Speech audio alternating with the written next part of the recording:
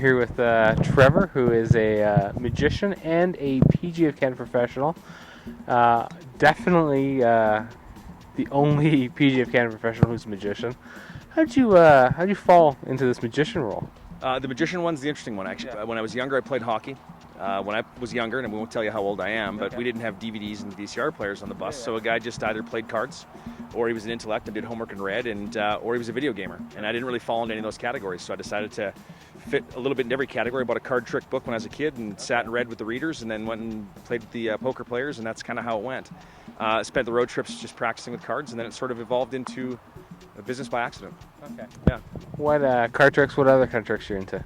You know, anything that involves sleight of hand, which is just really a fancy name for cheating, but anything that involves sleight of hand, and I like magic and comedy together is just a nice mix where I can sort of be a part of the prop and kind of go, but I mean, my heart is in card tricks. Now, you said magic and comedy. I think my favorite comedic magician would be Joe Bluth from Arrested Development. Are you?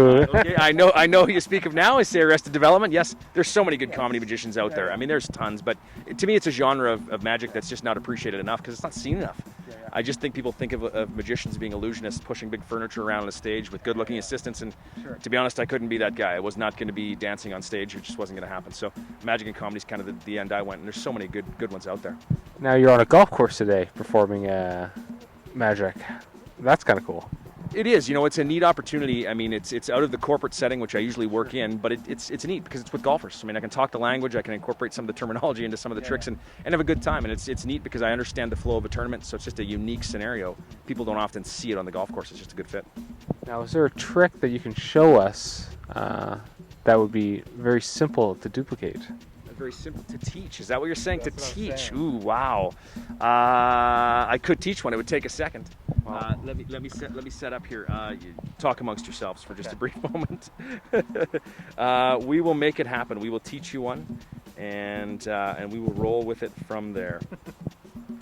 Let's look at how's this going to work. I don't even know if I have a full deck. Never know if I play with a full deck anymore. Okay, this is perfect. Here's what's going to happen. I'm going to show the camera. I'll show the camera two cards, and I'm going to show them to you pretty quickly. You've got to memorize them. I'm going to show them to you just once. Just have a look and memorize them. And it's a red king and a black queen. So it's a red king, black queen. I'm going to take them and put them in the deck, just like this, as fair as I can, roughly about the center. Now, you've seen those go in the center. How long would it take, do you think, for me to sift through the deck and pull out the king of diamonds and the queen of spades? A minute. A minute. Watch close. Are you ready? Just like that. We've got two cards right there, and we're hoping that is the...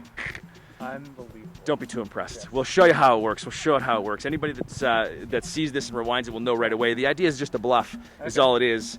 I had the king of diamonds, queen of spades, top and bottom. The two cards that I originally showed you were really just the other ones. And I didn't really call them by name. I just said it was a black queen and a red king, and everybody kind of follows suit. Those go on top. Those get placed in, and they go in, and really it's just the lobster move. Just hold the deck and let it fall, and those two from the top and bottom stick in their hands. Pretty simple, but you'll fool your friends. Now, wow, that was pretty cool. Did people ever get freaked out when you show them what you can do? Yeah, absolutely they do, for sure. Magic really, it taps a lot of people on a lot of different levels, and you do get some really interesting reactions. Depends on the setting you're in as to the reactions you get, but yes, you definitely get some really crazy reactions. What's a couple of the craziest reactions you've had?